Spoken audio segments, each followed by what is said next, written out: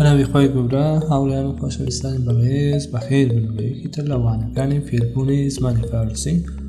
کورتە چیرۆکی ئەمڕۆمان کورتە چیرۆکی زۆر خۆشە، هیوادارم بەدڵتان بێت بە ناوی مەسخەرەکردن واتە گاڵتە پێکردن. بەرلەوە دەست پێ بکەن بم کورتە چیرۆکە لە بیرتان نەچێت، کاناڵەکەی خۆتان سابسکرایب بکەن و هەروەها زەنگۆڵەکەیش ئەکتیڤ بکەنە و بە یوتیوب بە هەناردنی مسیج و نوتیفیکیشن ئێوە ئاگادارکاتەوە بەو کورتە چیرۆکانەکە دایدەنین.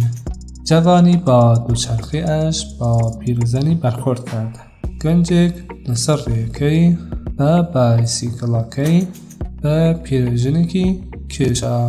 جوانی گەنجێک لەسەر بایسیکڵەکەی خۆی با پیرزەنی لەگەڵ پیرژنێک بەرخۆرد کرد واتە دایدێ و بەجای اینکە از او عذرخواهی کند و بە جێگەی ئەوە داوای لێبوردنی لێ بکات و کۆمەکش کند و یارمەتی بدات تا از جایش بلند شود تا توانێت هەڵسێتەوە.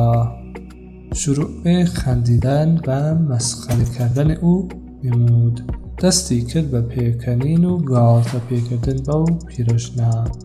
شروع به دستی کرد بە خندیدن، پێکەنین و مسخره کردن و گاڵتە کردن. سپس راهش را کشید، پاشان ڕێگەی خۆی کردە بەر و ڕۆیشت. پیرزن صدایش زد و گفت. پیرژنەکە بانگی لێ کرد و گوتی چیزی از تۆ افتاده، شتێک لە تۆ کەوتە خوارەوە. جوان به سرعت برگشت. گەنجەکە بە پەلەیی هاتە دواوە و شروع به جستجو نمود و دەستی کرد بە گەڕیان. جستجو گەڕیان. پیرزن به او گفت. پیرژنەکە پێوتی زیاد نەگرد. مروت و مردانگی به زمین افتاد و هرگز آن را نخواهی یافت. پیرژنەکە گوتی زۆر سێر مەکە، پیایەتیەکەت لێ کەوتە خوارەوە، ڕەحمەکەت کەوتە خوارەوە.